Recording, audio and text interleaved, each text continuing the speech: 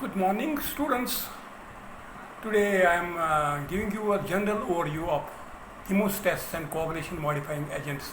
This is called as the pathopharmacology, and you will be knowing about the deep venous thrombosis, what are the drugs which you take, and what are the different terms which you have to understand, so that you can fully understand the whole chapter of the coagulation.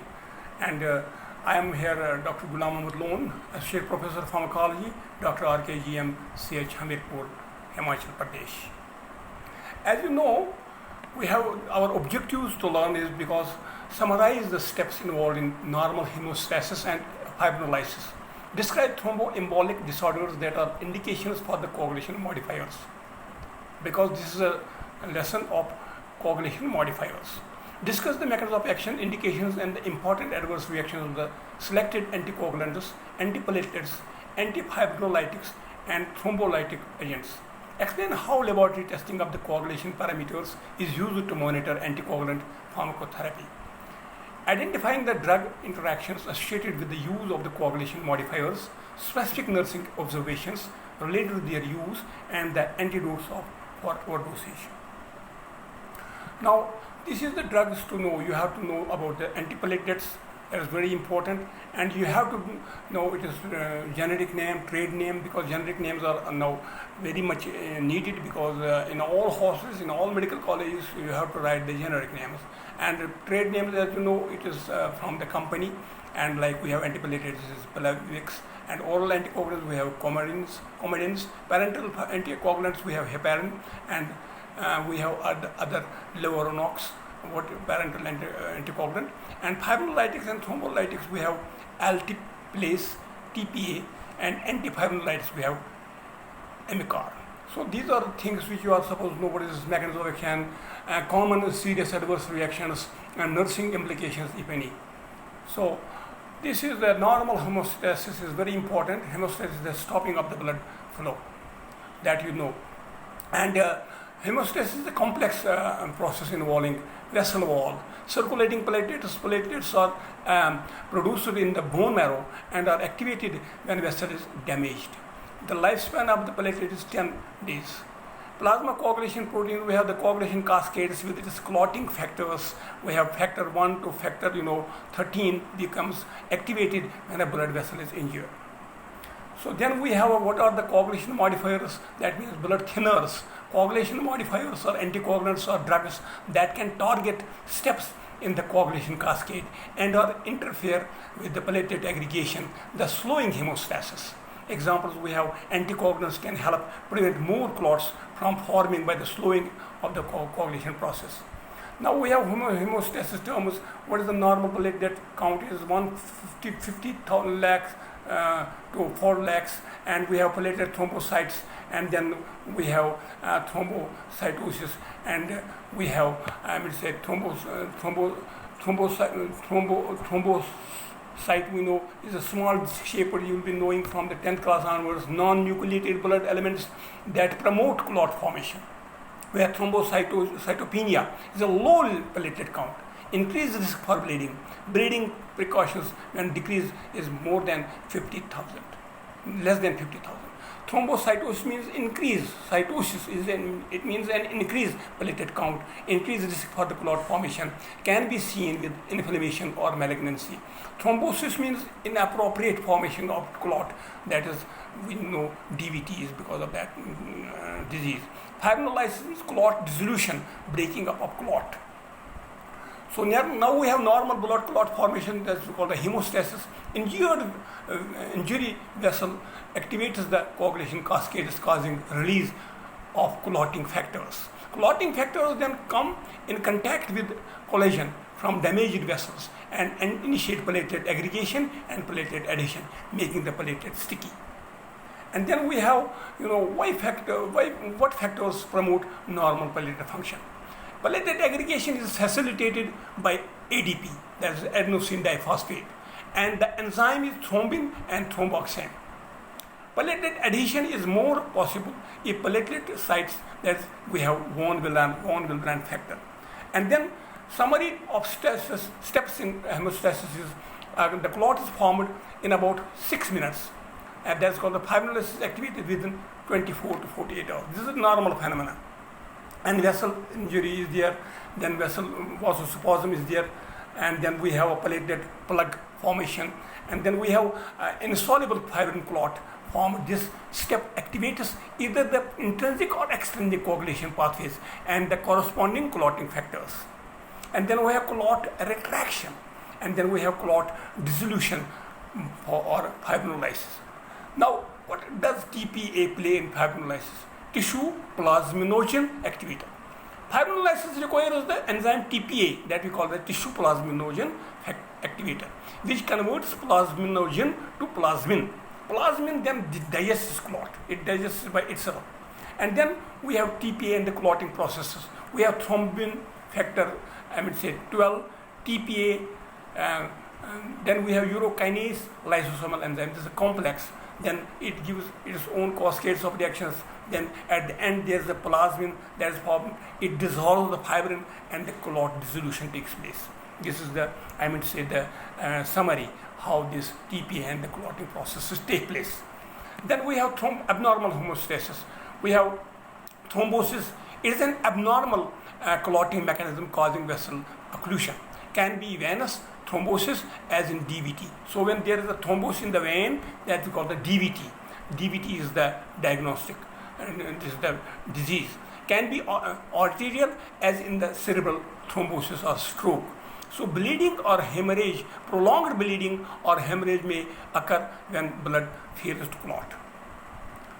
So then we have, you see, number 1, number 2, then we have clinical manifestation of the inappropriate hemostasis. We have hemorrhagosis, wherein there's in the legs, and hematuria when there's in blood is in urine. Bleeding gums from low platelet count in patients on chemo who are on the chemotherapy.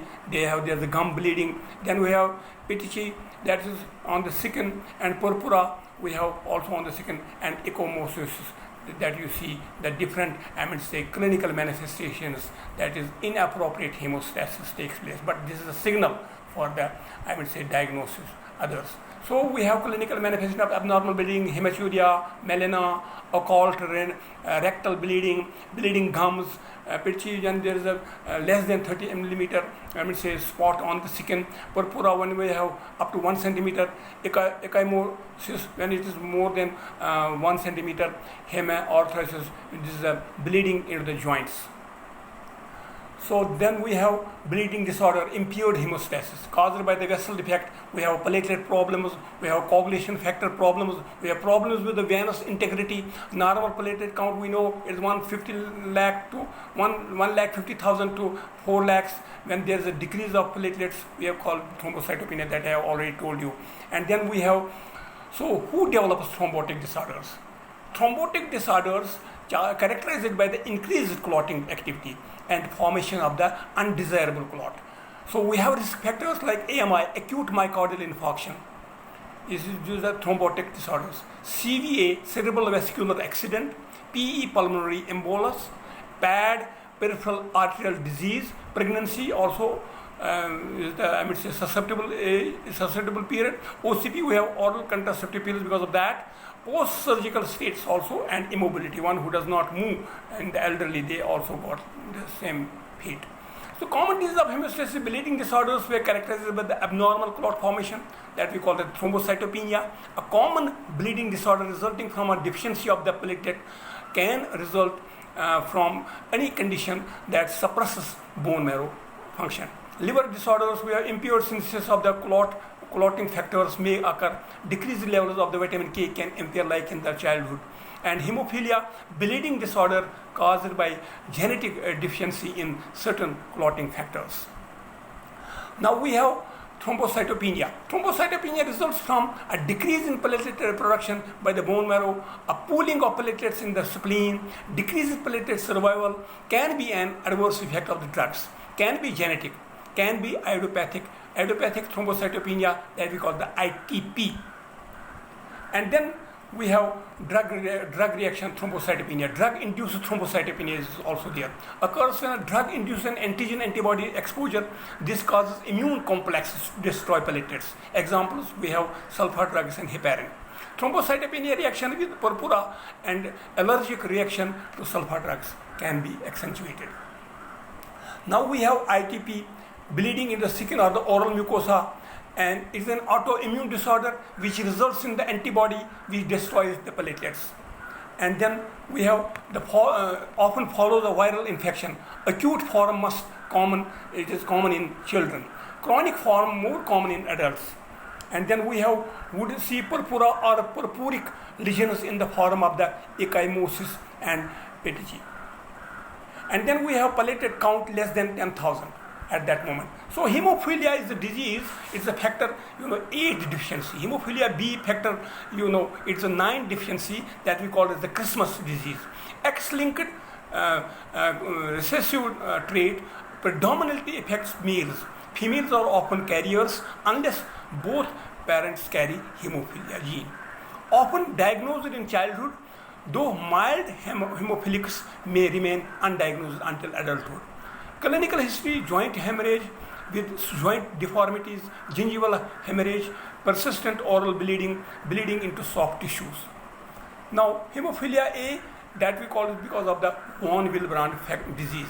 And then von Willebrand disease or factor, we call it small v WD, results in a decrease in von Willebrand factor. Von Willebrand plays a role in platelet aggregation.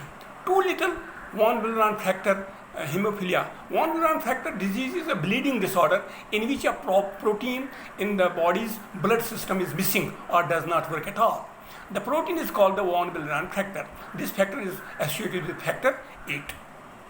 Now this is the clotting pathway. We have extrinsic pathway, we have intrinsic pathway, and then this is extrinsic pathway is taken by care of the comedin works here and heparin works intrinsic.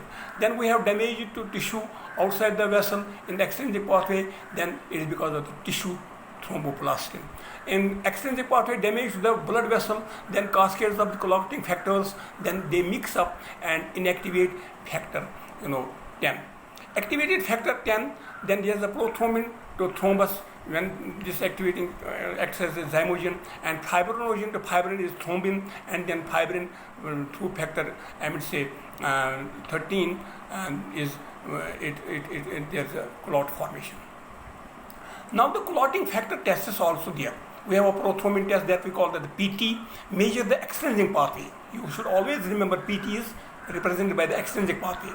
Normal range is 10 to 12 seconds, affected by the comedin intake. So international normalized ratio is a test. INR is the universally standardized test currently used.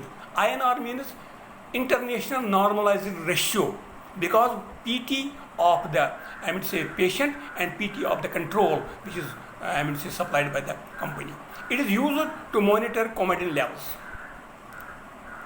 And then APTT clotting factor test is APTT, activated partial thromboplastin time. Measures the effectiveness of the intrinsic and common coagulation pathways. Detects abnormalities in blood clotting. Monitors the treatment effects of heparin. And it monitors the treatment effects of the heparin. Normal range is 25 to 39 seconds, depends on the lab. Then we have coagulation tests: intrinsic pathway APTT because of the heparin, extrinsic pathway because of the INR, it is the comedin. So this is the pathway which I already told, APTT and INR, then fibrin clot where they act, and this test you should know. And then we have the summary side of heparin. Heparin is a primarily works by inactivating thrombin and factor 10A to ultimately suppresses the formation of fibrin. This is the main crux, this is the main response. Since fibrin forms the framework of the thrombi in veins of venous thrombi, or we call it the DVT, deep venous thrombosis, and pulmonary emboli. Works quickly within minutes of IV. So when you give the IV, it works immediately. Used primarily in the acute care. So we have to take the care, and it should be acutely dealt with for treatment of DVT, PE, and to active quick anticoagulation prior to long-term Coumadin use. Coumadin use for long-term. So heparin is immediate. So this is the Coumadin. Coumadin primarily works by the decreasing the production of the certain clotting factors. We have factor 7, factor 9 and 10. And prothrombin, these clotting factors are dependent on vitamin K. So these are the vitamin K dependent factors. Vitamin K dependent clotting factors, Coumadin decreases the production of the vitamin K dependent clotting factors by 30 to 50%. It takes days for the full effect of the Coumadin to be seen, because Coumadin does not affect clotting factors already in circulation. So this is a long procedure.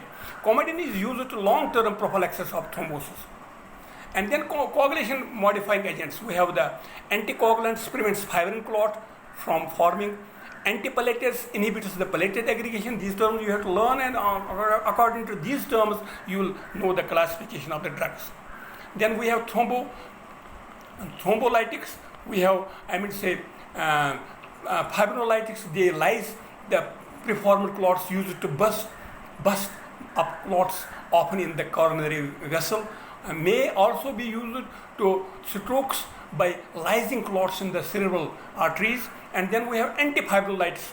These, antifibrinolytics, these drugs prevent lysis of the fibrin, used to control, excessive bleeding.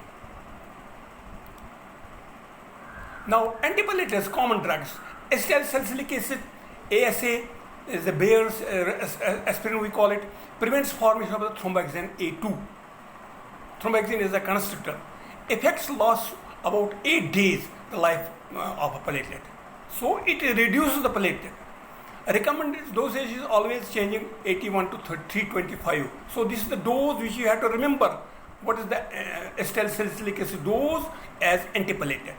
It is not the aspirin dose for the arthritis or for the NSAID as an aside. This is other than NSAID. Some evidence that one baby ASA 81 mg is sufficient. Also, some experts recommend 165 mg QD 4 times, or even 325 mg QD. So it is depending upon that. It is also called as the blood thinner. Clopidogrel Plavix blocks ADP receptors. 24 to 48 hours to take effect. ASA and Plavix may be used together for a synergistic effects. So that affects at the ADP, that affects at the thromboxane. So there is a synergistic effect. You have to see what is the synergistic effect. So this is the antiplatelet. Antiplatelet mechanism of action is it inhibits platelet aggregation and adhesion in the arteries by blocking the binding of the ADP to receptor sites on the platelet, that membrane that we call as the Plavix. And then we have, it prevents the formation of the thromboxane, ASA. So this is the arterial clot and composed mainly of platelets. And then we have antiplatelets indications, therapeutic uses. Most effects in arterial, preventing arterial clots, AMI, and prophylaxis, we use evolving MI, CVA prophylaxis, cardiovascular arteries, and maintains cardiovascular diseases, maintains grafts and the stents, where there is interventional cardiothoracic surgeries. You have to use these antiplatelets. And then we have adverse effects. It is bleeding, hematemesis, melena, dyspepsia, increases for the gastric ulcers, rash, thrombocytopenia, yes, agnocytosis. These are the side effects of the antiplatelets. And then we have antiplatelets interactions, increased risk of bleeding if combined with other drugs. You have to be cautious. What is the synergistic factor? How we can monitor it? ASA and NSAIDs can potentiate bleeding, so decrease absorption with antacids. So nursing alert is hold for 7 days before surgery or dental procedures unless ordered otherwise by MD, medical doctor. So you have to be well versed with the techniques how to prescribe the antiplatelets. So contraindication, there is allergy, pregnancy and lactation. We should not give vitamin K deficiency during the pregnancy. We should not give. Then peptic ulcer disease, asthma, children under 12 years with flu-like symptoms because it produces the Raynaud syndrome that you know. Then we have anticoagulants, that is that prevent the formation of the clot. And then anticoagulants are only given prophylactically. They have no effect on already formed clots, but can prevent new clots. So this is not give for the clot which is already formed. No, it prevents new clots from forming or prevent the extension of an already formed clot or thrombus. Now, contraindication of anticoagulants is many. So, any condition that could be compromised by increased bleeding tendencies, recent trauma, GI ulcers, recent surgery. So, renal disease, because there is a decrease of erythropoietin, so decrease of the RBCs. So, contraindication, we cannot give the anticoagulants. So, renal disease and hepatic disease also, vitamin K decreases the, hepatic disease, vitamin K, decrease the vitamin K, so there is a bleeding susceptibility. In peptic ulcer also, hemophilia, when there is a von Willebrand factor and there is a hemophilia, we should not give, anticoagulants are contraindicated. So clients should not take concurrent ASA unless recommended by the doctor. Now we have oral anticoagulants. Mechanism of action, it interferes with the formation of the vitamin K, dependent clotting factors in the liver. The eventual effect is the depletion of the clotting factors and the prolongation of the clotting times. Prototype drug is warfarin, Coumadin. Half-life is 0.5 to 3 days, and remember it takes 3 to 5 half-lives to reach a steady state therapeutic level that you know.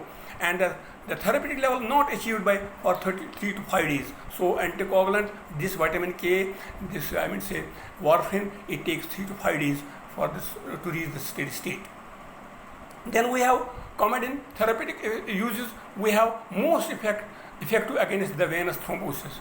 Then we have it prevents clot prophylaxis or prevents the extension of the blood clot. DVT, PE, CARD, AMI, fibrinogenesis, prophylaxis in patients with the artificial heart values, major surgeries, orthopedics, immobilized patterns. So these are the therapeutic uses of the Coumadins. And then we have Coumadin's major adverse effects are we have bleeding. It increases the effect if also taken antiplatelets. So there is a chance that it will profusely you will bleed. So hemorrhage, nosebleed, petechiae, bleeding, gums, hematuria. So tarry stools can be passed, that's called melena, leukopenia, purpura. So these are the side effects of the Coumadins. Then Coumadin interactions are many. Coumadin has a documented drug-drug interactions with a vast number of the other drugs. Then we have, it is very highly protein bound, 99%. So has a very narrow therapeutic index. You should remember it. Requires lab monitoring to establish safe and effective dose, INR. So we have to measure the INR. Known to interact with herbs, ginkgo and ginseng, causing increased bleeding times. Coronary juice increase the bleeding. So here we have to take the care of taking these food items. Now, Coumadin nursing implications: access for bleeding, monitor prothrombin time, PT we have to do. We have to do the INR. Also, we have to do PT by INR. Normally, the goal is also to attain the INR to be 2 to 3 times. Normal to achieve the desired anticoagulation effect, see handout. So you have to make the handout of the, this PT INR protocol. The effect of the Coumadin may last for up to 10 days after discontinuation. So we have to see up to 10 days. If you withdraw the drug, its effect will be there.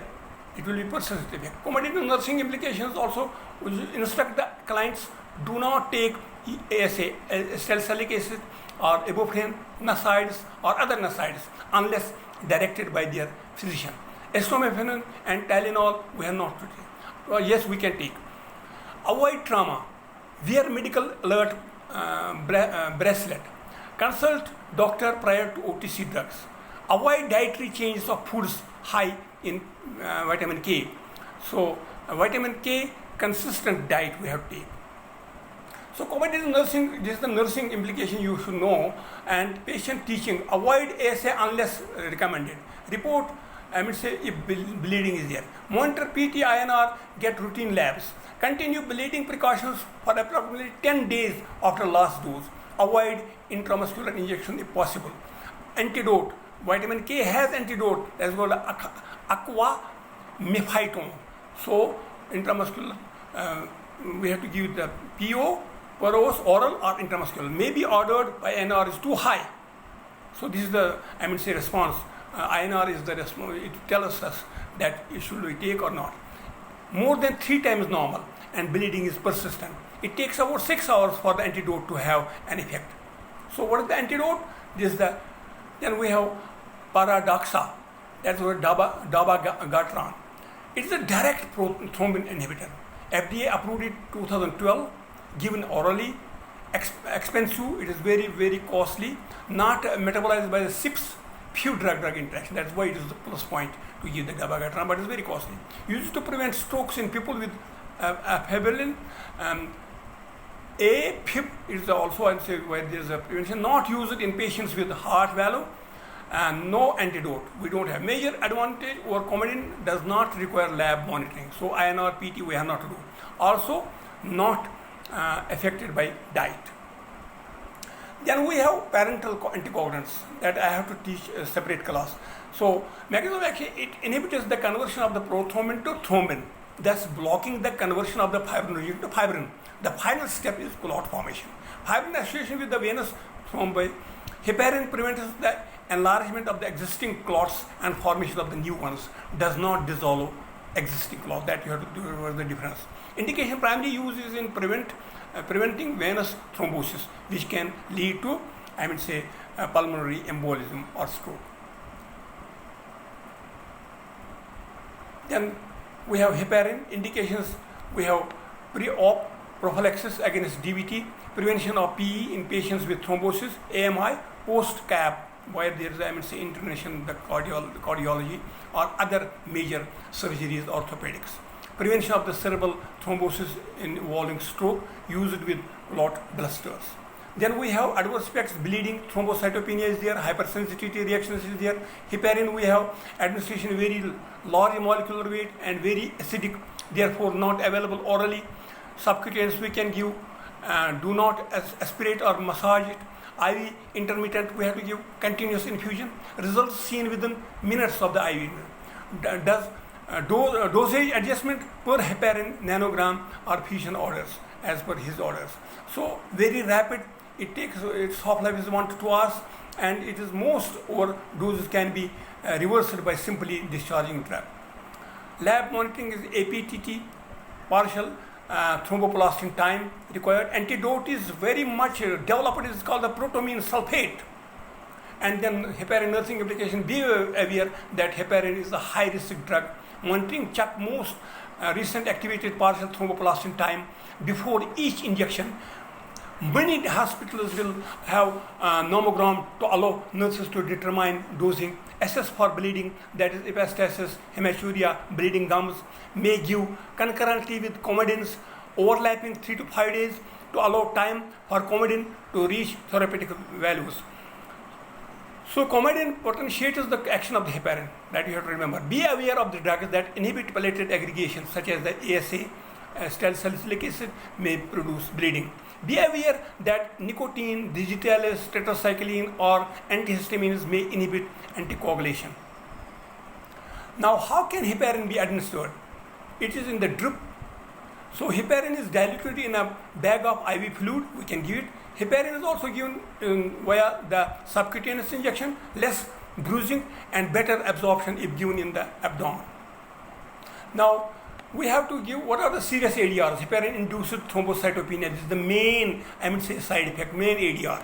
It causes by antibodies forming against heparin platelet protein complexes. Results in activation of the platelet and damage to the vascular endothelium. It can be fatal, only about 1% effective. Paradoxical response, reduced platelets and an increase in thrombotic events. Increase the risk of the DVT, PE, stroke and MI. Ischemic injury to extremities may require amputation. So we have to stop the drug at the moment. So enoxaparin is also one of the another drugs which is given other than oral. Mechanism same as heparin, prevention of the thrombus formation, prevention of the extension of the existing thrombi. Advantage is a low molecular weight form of heparin and does not require monitoring of the PTT. Antidote is protamine sulfate also. Now, Levodox. Levodox is a therapeutic use. We have prevention of the thromboembolic phenomena, including DVT and PE. For patients at increased risk immobility after surgical procedure, which increased risk knee, hip replacement, abdominal surgery. Treatment of DVT prevents extension of the clot and prevents new clot formation. Parenteral administration is only given subcutaneous. Lovenox, and because Lovenox is destroyed by enzyme in the GI, that's why we don't give it in GI through oral. Adverse effects is bleeding, agenecytosis, and aplastic anemia. Now, thrombolytic fibrolytic agents they dissolve the clot formation by converting plasminogen to plasmin. They lyses the thrombi and fibrinogen, destroying the fibrin clot. First used to reestablish blood to start heart muscle in clients having an MI, also known as the clot busters. Fibrolytic, the process by which a clot dissolves. Plasmin digests the clot. Now, first fibrolytic made from streptococcal bacteria, that is a streptase, is not clot specific, so may also cause systemic lytic state, which bleeds in brain, GI tract, etc. So now we have our streptokinase. It inhibits the plasminogen and plasmin and fibrin, so it dissolves it, and then we have fibrinolytic common TPA tissue plasmin activator, altiplase from recombinant DNA technology. Therapeutic uses AMI, CVA, DVT, PE, occluded central venous access, widely used since 1980, and treat acute MI and decrease in mortality rate by 50%. Now the tissue plasmin activator, TPA, also known as the altiplase, and naturally occurring plasminogen activator secreted by the vascular endothelium, now made through recombinant DNA technology, much more expensive than streptokinase, and given as IV infusion for directly into occluded coronary or cerebral artery. Approved FDA 1996 for treatment of ischemic stroke, and it has a very good action on CV. And then we have thrombolytic clot blusters contraindication. We cannot give these clot blusters patients in the hemophilia, intracranial disorders, recent GI bleed, uncontrolled hypertension, high risk situations for the hemorrhagic stroke. We should not give them. And the side effect of thrombolytis, we have to monitor, and there is an anaphylaxis shock administered with IV pump, IV bolus followed by drip, assess, and for perfusion arrhythmia, always put patient on the heart monitor blood pressure, hypotension may occur, avoid non-compressible IV sites, give adjuvant therapy, ASA and heparin, usually given with heparin, and very short half-life, hold pressure for 10 minutes, and then after you give the IV and discharge, avoid IM injections. Thrombolytics implications, nursing implications, bleeding risk may persist for 24 hours after the use infusion stop. Antidote is aminocaproic acid, Amacor we call that. And then antifibrinolytics prevents the lysis of the fibrin, promoting clot formation and restoring hematostat, stops the bleeding. That's called the aminocaproic acid. And this is called the antifibrinolytics. And this indication is prevent and treat excessive bleeding from surgical complications. To stop excessive bleeding, from chest tubes and after heart bypass surgery.